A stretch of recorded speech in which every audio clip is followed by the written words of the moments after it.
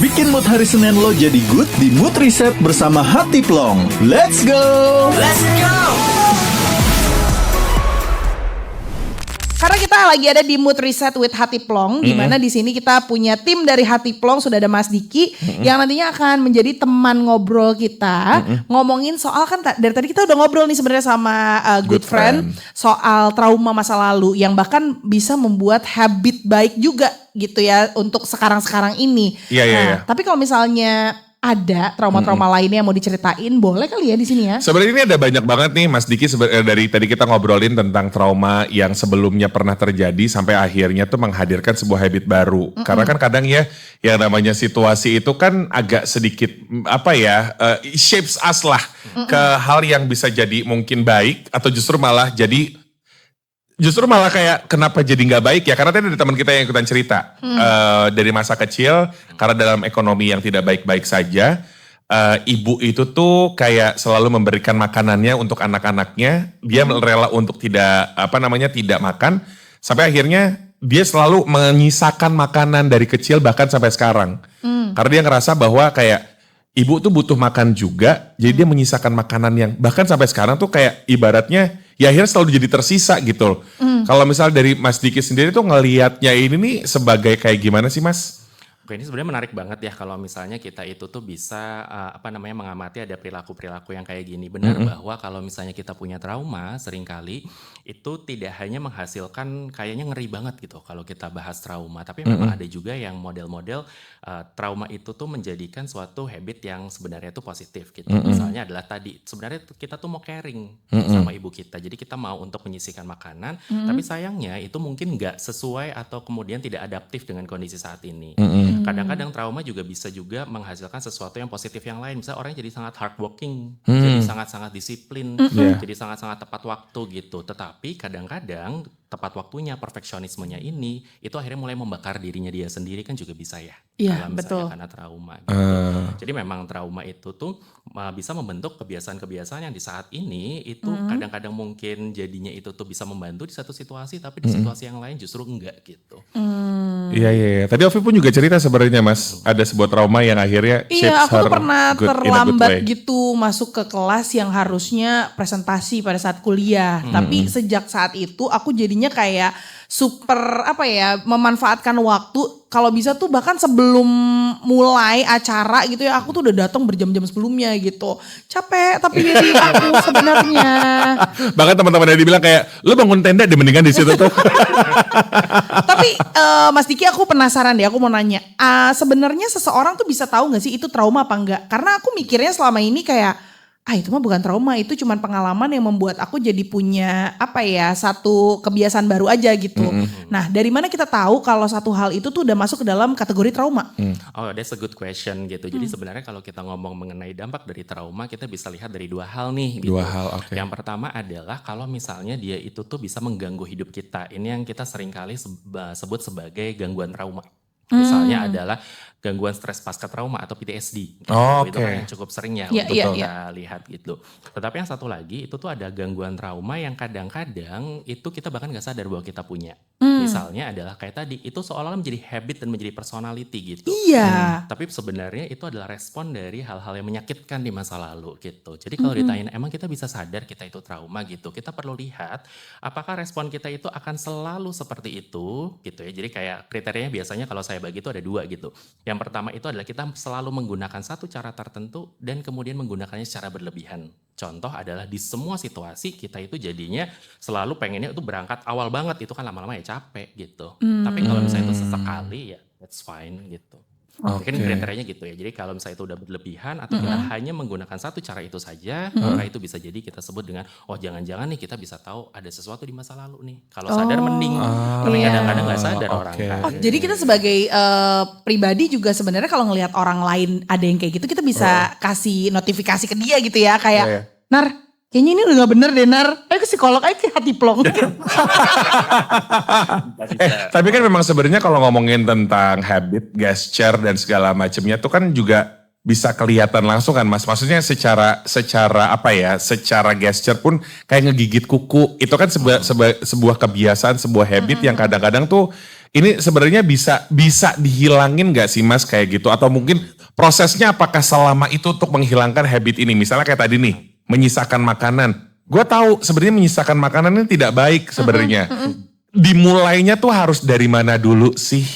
That's good question. Karena tadi juga kenapa sih kita penting untuk notifikasi teman kita gitu kan ya. Justru pertama kali step dari segala bentuk pemulihan adalah dari kita kesadaran. Kita sadar bahwa sebenarnya suatu perilaku ini kadang-kadang udah mulai nih bikin kita jadinya kok ganggu ya dalam hidup. Jadi mulai dari kesadaran dulu, baru nanti kita perlahan-lahan akan bangun habit yang baru. Sehingga ketika kita merespon satu situasi, kita tidak hanya harus menggunakan satu cara saja. Tapi bisa juga dari berbagai macam cara. Mood Reset bersama Hati Plong bakal balik lagi. Jangan kemana-mana ya, good friend. Permasalahan yang paling banyak dari orang dewasa yang mungkin bisa membuat kita kaget tuh apa sih, Mas Diki? Kaget ya, kagetnya. Iya kan kalau misalnya yang kayak permasalahan yang kayak tadi kita ceritakan mungkin udah biasa gitu. Tapi kalau yang sebenarnya banyak nih di luar sana orang tuh yang kayak gini gitu. Itu yang kamu temuin dari klien-klien kamu apa? Sebenarnya agak susah ya karena mungkin karena aku terbiasa ketemu sama orang-orang kayak gitu. Jadi aku tidak merasa ada sesuatu lagi yang aneh gitu. Oh iya juga. Tapi aku bertanya deh Mas, kalau misalnya psikolog itu kan gini, orang tuh mendengarkan itu kan menjadi tempat sampah, menjadi residu untuk diri sendiri. Bahkan tuh kadang suka kayak memikirkan lagi orang ini tuh kenapa, aduh kasihan banget orang itu. Apalagi kalau psikolog kan pasti akan assessment kan. Seorang psikolog akan ngapain ketika udah terlalu overload dengan cerita orang-orang? Kami punya cara self care. Jadi kita juga kan kalau misalnya kita kerja gitu, kita kan kadang-kadang capek banget gitu. Betul. Ya. Makanya emang penting banget untuk kita tuh self care. Dan psikolog itu punya cara self care sendiri-sendiri gitu. Contoh, udah pernah denger ini gak? Ada konsep beberapa jenis istirahat. Kalau Kak Vika Dana pernah denger kan? Belum ya? Apa itu? Jadi sebenarnya beristirahat itu tidak hanya istirahat yang sifatnya fisik. Misalnya kita capek terus kita tidur gitu. Tapi kalau istirahat fisik, kadang-kadang emosionalnya kan nggak jadi istirahat. Betul. Nah, maka ada cara-cara bagaimana kita itu istirahat emosional. Contohnya adalah cerita sama teman, atau kemudian kita itu tuh tarik nafas dulu, breathing dulu gitu. Terus kemudian kita relaksasi yang lain, tapi tugasnya adalah supaya beban emosionalnya berkurang. Ada caranya kami gitu. Beban emosionalnya berkurang, oke. Gitu. Berarti memang harus tahu orang yang tepat untuk bercerita. Kalau misalnya itu ya, kan nggak semua orang sebenarnya tepat untuk bercerita gitu. Kalau kami psikolog kan kami secara profesional dididik untuk itu, gitu ya, supaya kemudian jadi tempat bercerita yang baik. Tapi kadang-kadang kalau misalnya kita sama temen atau sama pacar, pernah nggak sih ngomong sama orang terdekat kita terus kita malah jadi tambah jengkel gitu? Pernah. Gitu kan ya. Betul. Maka emang kalau misalnya tempat cerita emang harus ada yang kayaknya tuh pas buat kita ya, benar-benar bisa paham, non judgmental, yang bisa terbuka juga gitu sebenarnya. Iya sih bener. Iya sih. Gitu. Itu kayaknya cuman kita yang tahu sebenarnya ya caranya ya. Sebenarnya sih.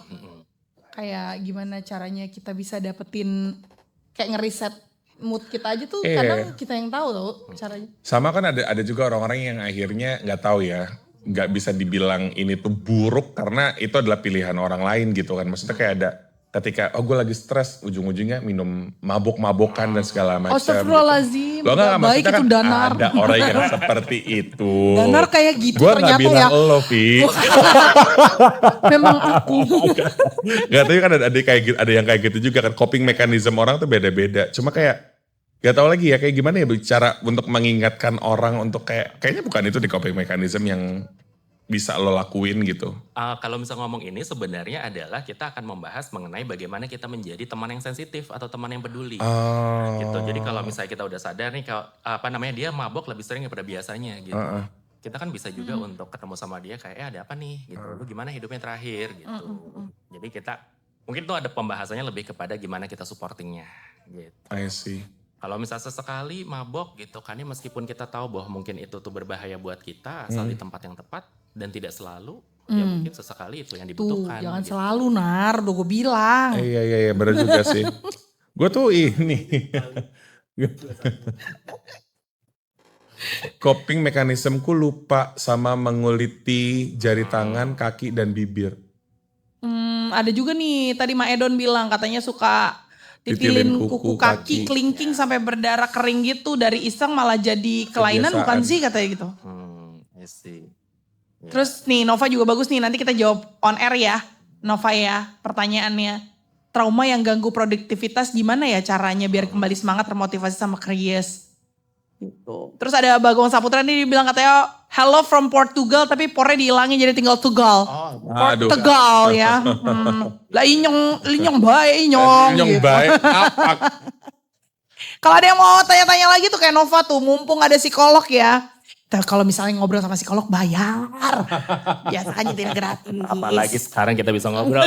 Itu kan. Luar biasa. Gratis pertanyaannya.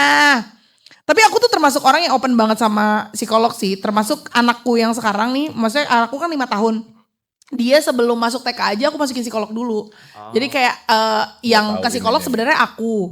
Aku nanya, tapi aku datangnya ke psikolog yang memang dia klinis anak dan ngerti soal pendidikan juga gitu. Dan aku emang nyari yang kayak ibu dan punya anak juga gitu. Karena kayak aku pengen tahu POV dari ibu lain yang tapi dia juga bisa ngasih solusi gitu. Terus dia ngasih tahu kayak sekolah tuh harusnya gini gitu. Oh, that's wonderful. Soalnya aku tuh kayak bingung kan, aku ya namanya jadi orang tua itu kan selalu jadi kali pertama gitu. Ya kan namanya juga anak pertama. Gitu. Gak ada sekolahnya, aku gak ngerti kayak gimana ya. Dulu nyokap gue tuh mikirnya kayak yaudah sekolah negeri dekat rumah. Tapi kan pulang-pulang ngomongnya anjay. Gitu. Sekarang kan. Anjaynya gimana? Takut, tadi mewing nyampe rumah. Yuk. Mood Reset bersama Hati Plong bakal balik lagi. Jangan kemana-mana ya good friend. Bagaimana so far ada yang tertrigger teman-teman? Boleh. Boleh dong, Boleh dong, Mas. boleh. Makasih. Nih Yohanik nanya. Gitu, Izin Pak. bertanya pasien dengan, kalau pasien tuh jatuhnya ini gak sih lebih ke psikiater, beda sama psikolog. Tapi ada, setahu aku ya ini cemil ya, correct me if I'm wrong. Jadi ketika kita punya, kayaknya kita punya trauma atau punya masalah atau punya apa gitu, harus ke psikolog dulu kan baru di refer ke psikiater atau bisa langsung ke psikiater aja? Sebenarnya kita bisa ke psikiater kalau misalnya kita sadar bahwa ini tuh udah ganggu banget. Udah benar-benar gak bisa tidur sama sekali. Contohnya udah moodnya itu naik turun banget. Ke psikiater dulu gak apa-apa juga. Sampai nanti udah lebih stabilize baru ke kami gitu. Mas aku tuh lagi ngerasa sekarang tuh hormonku tuh imbalance. Sebenarnya sih hormon imbalance itu kan adalah sebuah momen yang kayak ibaratnya harus kayak psikolog itu tuh bisa ngebantu gak sih? Kayak ketika kayak kadang-kadang moodnya oke, kadang-kadang moodnya gimana. Tiba-tiba split of second kayak gue butuh ashwagandha gue nih kayaknya nih gitu-gitu. Tiba-tiba sound healing. Iya. Nggak ada Z sound healing. Gue gak pernah karaokean, Ces. Sound healing iya. Itu gimana tuh Mas? Ya ini sebenarnya kadang-kadang orang itu ngomong tentang psikologi seolah-olah itu tuh cuma ngomongin tentang pikiran. Padahal kan kita tahu juga ya pikiran dan badan itu nggak lepas. Gitu. Jadi sebenarnya kita sebagai psikolog itu juga kita bisa bantu untuk mengembangkan strategi coping yang lebih sehat. Jadi terus hormonalnya lebih balance juga gitu. Atau kalau kita kondisi di mana hormonnya imbalance, gimana caranya kita bisa mengelola perasaan kita saat terjadi hormonal imbalance itu. Jadi bisa goes both ways Sebenarnya gitu. tuh. Jujur susah. Iya loh, gue kayak ini apa karena udah makin tua ya jadi mikirnya kayak hormon imbalance ini nih bener-bener real loh dirasanya. Gak tahu sih Mas kayak tiba-tiba Kamu lagi ranum-ranumnya Danar. 2 tahun, aku 18 tahun ya. Lu Sekarang baru tiba-tiba- balik mungkin hormonnya. Kemarin terganggu. ngobrol sama temen, karena temen ada yang baru datang dari Belgia kan ngomong gitu kayak gak tau gue kemarin lagi sering brain fog itu hormonal imbalance. Oke, iya. Makanya dari situ mencoba untuk kayak self diagnose. Gue kayaknya hormonal imbalance. Daripada self diagnose, mari kita ke profesional. Ya, Alhamdulillah. benar-benar. Benar sih. Iya. Gue tuh kayak kalau ketemu psikolog lebih suka ketemu, nggak suka online. Daripada online. Iya, Emang beda-beda, kayaknya beda gitu beda-beda. Beda Mas, online tuh kayak Gue kalau masalahnya yang, maksudnya gue ngerasa nggak terlalu berat gitu, maksudnya kayak bukan nggak terlalu berat semua sih yang gue kasih psikolog, tapi maksudnya kayak gue tuh terlalu malu untuk ngomongnya gitu. Nah itu tuh gue lebih baik online ini kalau gue mulai lagi nih. Gue setiap ketemu psikolog pasti gue ngobrolnya begini. Ini gue mengulangi makanya Tapi baik lagi. nggak tahu kenapa gitu, karena kalau tatap-tatapan yang mata gitu gue kadang kayak malah jadi bingung. Awkward Padahal ya? kerjanya ketemu orang. Gue kalau sekarang ngobrol bisa kan, gue eye to eye, tapi kalau sama psikolog gue nggak berani eye to eye. Karena nggak tahu. Nong. Karena tahu. Tapi kan vulnerable gitu gak sih Kak? Kenapa? Karena kita vulnerable, kita kan jadinya ngerasa Iya dilihat sih. dalam ketelanjangan. Gitu. Bener. Gitu nggak sih? Bener, Iya karena kayak gue ngerasanya dia bisa tahu semuanya, bisa apa gitu-gitu. Jadi kayak Takut dikuliti ya. kulit Make sense. soalnya kulitku crispy enak. Rambat. Ada KFC. Gitu ceritanya. Mau tanya hubungan rumah tangga boleh gak sih? Kayaknya kita fokus ke trauma dulu karena nanti kan kita akan ada next sessionnya insya Allah. Iya, jadi nanti kalau yang spesifik ke rumah tangga mungkin di next session kali ya Awan ya. Nih nanti kita jawab ya, karena dari kecil terbiasa apa-apa sendiri jadi takut minta tolong tuh. Kak kalau jadi orang yang gak enakan sama orang dan gak mau jadi beban itu trauma juga gak sih? Nah kita nanti bahas ya Bayu sama Chandra ya di on air. Gitu. Yang temen aku psikolog tuh pernah ngomong katanya lo tuh jangan cuman ke dokter gigi 6 bulan sekali. Lo tuh juga harus checking psikologis lo beberapa waktu sekali. Nah itu baiknya tuh berapa lama sih? Ya kalau misalnya mau dibuat rutin kayak tadi 6 bulan sekali juga boleh sebenarnya gitu. Jadi baiknya itu lebih kepada ini adalah bentuk self care kita kan untuk pergi ke psikolog dan unloading emosional kita gitu. Jadi boleh tergantung kebutuhan aja mau kan. Karena kalau kayak kita nih kerjaannya itu kan nggak bisa nunjukin perasaan asli kita di depan orang kan. Gitu. Jadi bahkan ada istilah di dalam dunia broadcast tuh smile behind the mask.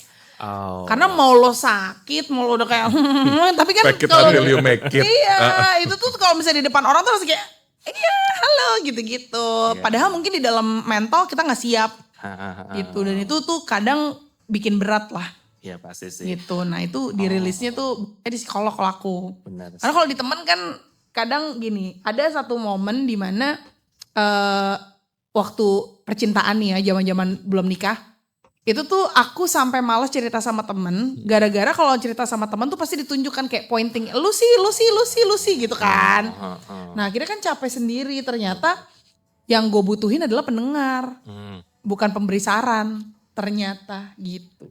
Ya mendengarkan ke salah satu kebutuhan kita juga gitu ya sebenarnya. Padahal orang mikirnya kayak lu kan penyiar punya pendengar. Iya betul. Namun Tapi kan yang. bukan pendengar pribadi yang gitu-gitu. Iya bener gitu deh. Yes. Ya menarik sih. Yang lain yang mau tanya-tanya yuk boleh banget mampir ke TikTok. Silakan ya di TikTok juga kalau misalnya ada yang punya pengalaman-pengalaman tersendiri, trauma-trauma. Nih aku mau sapa-sapa ada Nona Manis, ada Dennis, ada Kaji Safri, ada Alkorni, terus ada Didik, ada Lili, Ariel, halo semuanya, Ardi. Ardi ada cerita nggak Ardi? Mood Reset bersama Hati Plong bakal balik lagi. Jangan kemana-mana ya good friend. Mas Diki awal pengen jadi psikolog karena apa Mas? Karena luka masa lalu. Lukalah yang membawamu mencapai cita-citamu. Yes. Tuh kan ternyata kalau misalnya trauma tuh ditangani dengan baik bisa jadi potensi loh. Karena kan kalau misalnya kita tahu rasanya terluka berarti kita bisa untuk menampung luka orang lain. Iya sih. Dulu kan aku punya satu segmen ya, kayak curhat-curhatan. Mungkin karena terlalu overwhelmed gitu ya mendengar curhatan orangnya. Aku jerawatan parah, Mas. Oh stres banget. Nggak merasa stres, cuma kayak tiba-tiba kayak jerawatnya tuh, wah gila banget. Jerawatannya gila parah banget. Ketemu sama temen yang psikolog kayak, lu tuh kalau misalnya dengar curhatan sama orang, jangan jangan kebawa sama diri lo sendiri. Udah lepasin lagi gitu. Kan kadang suka susah juga ya Mas, kayak kita mau ngasih respon sama orang kayak orang curhat sama kita mau ngasih respon, kan pasti kan kita mikir kan. Iya betul. Memikirkan apa ya mesti gue respon ke orang ini dan segala macam, orang ini takut ke tersinggung nggak dengan omongan kita dan segala macamnya. Sampai kayak tuh temanku yang psikolog gini, lu nih gara-gara. Gue kayak gitu tahu dulu mikirin banget urusan orang. Kayak temen gue tuh kalau cerita tuh gue kayak bener-bener masuk ke dalam hidupnya dia ngerasain sakitnya. Iya. Sampai akhirnya gue sekarang kalau misalnya lo cerita gitu ya, gue tuh mencoba kayak ngerilis itu, makanya beberapa cerita justru gue besoknya tuh lupa. Makanya gue harus nanya lagi yang mana yang lo cerita ya. Oh iya sorry banget gue lupa gitu. Karena itu bagian dari diri gue ngelepas itu. Iya. Biar gak kepikiran. Terus kayak gue masih belum bisa kayak gitu tuh Vi. Karena maksudnya gue kan dengar cerita orang yang tidak gue kenal kan. Terus kayak gue tidak mendalami apa yang ada dalam perasaan lo. Dan gue tidak ada di dalam, I'm not put my shoes, I'm not put my feet on your shoes tuh rasanya kayak jadi terlalu gamang gitu. Temen gue bilang kayak, gak usah segitunya banget ya. Lo stop ya di situ ya. Gak usah Terlalu segitunya maksimal banget ya jadi temen ya. Terlalu maksimal ya untuk lo mendengarkan curhatan dari dari pendengar gitu. Ya walaupun balik lagi ya sebenarnya kan kayak pingin memberikan yang terbaik. Cuma kayak jangan rusak diri lo sendiri. Kadang-kadang kan banyak cerita-cerita yang kayak beyond banget yang kayak agak gimana gitu. Habis spot ya. Ini mau baru masuk cut 4. Kata lo mau masuk si ini.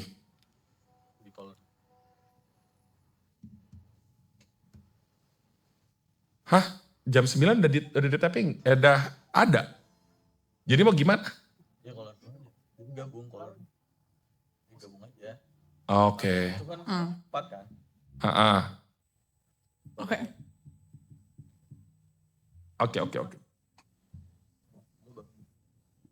Baik. Oke.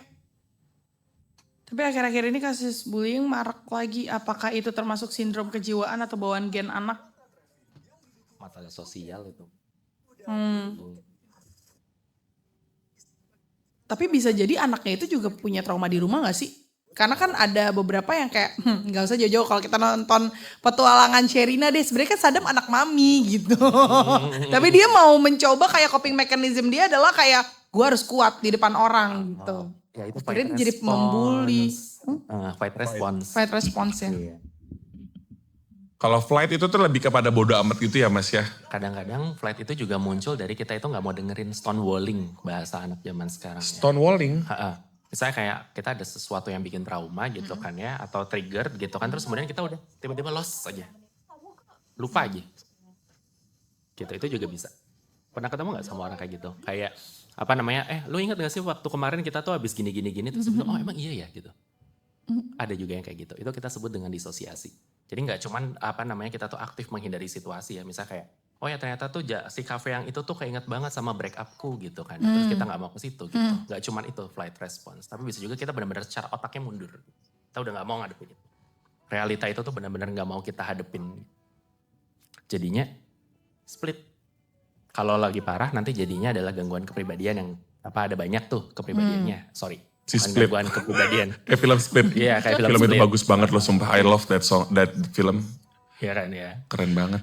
Itu nanti bisa jadi itu. Gangguan disosiasi identitas DID gitu namanya. Dissociative Identity Disorder itu juga bisa. Iya sih. Aku termasuk orang yang cukup flight orangnya. Kayak males. Kalau kitanya sendiri gak mau, misalnya kayak ada satu orang nih yang bikin luka batin ke kita. Tapi kayak kan biasanya how to release the emotion itu kan dengan maafin orangnya kayak gitu-gitu kan biasanya kalau psikolog. Nah kalau misalnya dari akunya gak mau ke psikolog ngomongin dia tapi gak mau maafin dia gimana? Kalau Sabar ya. Energy in motion. Enggak sih itu dari itu soalnya dari keluarga sendiri. Maksudnya kayak dari tante gue. I see. Kalau aku yang tahu jadi cerita ini. psikolog, aku tidak akan meminta untuk memaafkan bahkan. Oh. Memaafkan itu proses yang gak bisa kita ngomong, maafin ya terus jadi maafin gitu. Enggak gitu. Kadang-kadang itu tuh kita perlu uncover dulu sebenarnya emosi-emosinya apa aja. Mungkin ada kemarahan, mungkin ada pengkhianatan, mungkin ada ngerasa kayak pengen banting nih orang gitu. Itu yang harus kita proses dulu malah justru. Itu HSP apa sih? HSP dan... Highly sensitive person. Oh. Orang yang lebih... Dan empath lebih rentan trauma. Emang iya Mas? Karena mereka itu tuh kulit emosionalnya lebih tipis jadi lebih gampang terluka. Ada orang yang kalau misalnya kebentur itu tuh juga kan gak kenapa-kenapa. Tapi ada yang langsung biru gitu kan ya. Nah HSP itu tuh seperti itu tapi emosional. Dan apakah lebih rentan terhadap trauma gitu kan ya. Memang lebih rentan terhadap luka. Kalau kita gak punya skill yang cukup jadi trauma bisa. Mood Reset bersama Hati Plong bakal balik lagi. Jangan kemana-mana ya good friend. Ini luar biasa sekali ya ngomongin tentang kejiwaan, menceritakan mengenai trauma sebuah proses yang mungkin pada masanya tidak melulu orang tuh sadar bahwa itu adalah trauma. Sampai akhirnya karena gara ngobrol ini kayak, jangan-jangan ini trauma gue ya. Iya, jadi mikir nih, kayaknya gue udah lama juga gak ke psikolog nih, langsung pengen berangkat sekarang juga. Atau mungkin bisa online juga kayak, karena di Hati Pelong kan juga ada online-nya. Nah, sekarang di luar sana secara Gamblang. phone terhubung, ada siapa nih namanya? Nanda. Halo Nanda, selamat pagi Nanda. Halo Kak, Hai. Apa kabar Nda? Alhamdulillah baik. Ada cerita apa Nda yang bisa diceritain? Jadi ini sebenarnya agak aneh ya menurut aku ya, tapi jadi setelah bokap aku meninggal, jadi kalau misalnya aku dengar suara ambulan itu, aku tuh kayak ngerasa mual, kayak terus demam, tuh badan tuh jadi nggak enak gitu kan. Ini tuh mengganggu banget kan, kayak kita kan nggak tahu juga ambulan tuh lewatnya kapan aja, apalagi lewat jalan gitu. Bener. Ternyata ponakan aku tuh yang masih kecil ternyata sama. Kira-kira ini kenapa ya? Oke, jadi ini psikosomatis yang mungkin tadi sempat diceritain juga sama Mas Diki. Nanda, sebelumnya terima kasih banyak ya untuk ngobrol-ngobrolnya. Sehat selalu, nanti kita dengerin Mas Diki dari responnya seperti apa, oke? Thank you. Bye Nan. Bye. Wah, ternyata respons orang tuh beda-beda ya. Maksudnya dari kehilangan aja bisa sampai takut suara ambulans loh. Nah itu gimana pendapatnya Mas Diki sendiri? Oke, pertama-tama buat Nanda, turut berduka cita atas apa yang Nanda alami. Karena kehilangan ini pasti sangat gak gampang. Dan akhirnya akhirnya jadi ada luka gitu. Dan kalau misalnya tadi ditanya, itu tuh kenapa gitu ya. Memang itu adalah cara otak kita merespons kehilangannya. Jadi kalau misalnya sesuai pembicaraan kita pada pagi hari ini gitu ya. Itu adalah gabungan antara trauma gitu, jadi luka karena trauma ditambah dengan grief gitu. Jadi lukanya double-double ibaratnya, grief aja sudah cukup melukai gitu kan ya. Dan ada beberapa orang yang juga mengalami sama seperti Nanda, jadi Nanda gak sendirian gitu. Banyak orang juga di luar sana mungkin mengalami hal yang serupa gitu. Bukan pengingat kehilangannya sendiri mungkin kita udah lebih bisa mengikhlaskan gitu ya. Tapi pengingatnya masih memicu respon di dalam tubuh kita gitu. So yang pertama kali harus kita pahami juga bahwa itu tuh sebenarnya wajar banget untuk kemudian bisa kita rasakan gitu ya, atau responnya seperti itu. Dan ini juga berarti kita perlu untuk belajar gimana ya caranya kita bisa untuk memproses luka ini. Memproses luka itu tuh yang sebenarnya tadi juga bisa disampaikan oleh Mas Diki. Ya. By journaling itu tuh bisa menjadi salah satu cara untuk bisa noticing apa aja sih sebenarnya yang menjadi luka kita pada masanya. Tapi Mas ketika bertemu dengan yang namanya luka, perlukah kita klasifikasikan bahwa levelnya ini kayak Maichi? Level 5, level 6, level 10, ataukah justru malah kayak ya udah apa yang ada di depan yang paling awal dulu aja yang kita obatin? Itu bisa dua-duanya terjadi. Jadi kita bisa untuk scaling lukanya gitu ya. Kalau misalnya semakin sakit, respon tubuh kita itu akan semakin kuat gitu. Jadi akan semakin terhalang proses pemulihannya biasanya. Maka mulai dari yang pelan-pelan dulu gak apa-apa gitu kan ya. Dan kalau misalnya memang yang sekarang dihadapi itu yang muncul, itu juga bisa sekaligus sama-sama kita hadapi. Jadi bisa both ways. Ini obrolan kita seru banget sebenarnya ya, good friend. Kalau misalnya tadi ada yang udah nanya-nanya ataupun mungkin bercerita belum sempat terbaca, jangan marah please, jangan dendam, jangan memiliki trauma tersendiri karena siapa tahu minggu depan bisa gabung lagi. Yes. Iya, kita reset mood kita kembali nanti ya minggu depan. Tapi terima kasih banyak Mas Diki obrolannya hari ini. Kita punya kata-kata penutup sebagai conclusion untuk hari ini dari pembahasan yang sudah kita bahas kurang lebih selama 2 jam ini. Danar, gimana nih?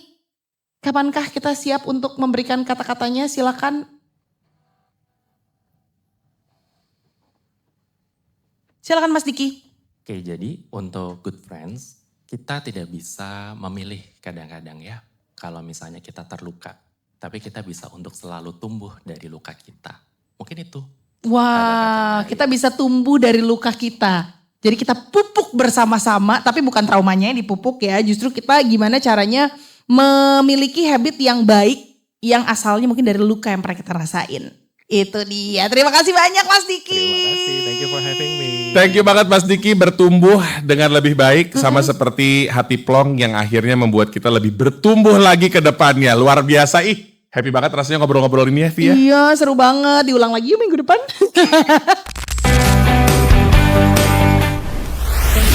Mood Reset bersama Hati Plong cuma di Delta FM Hits Trainer.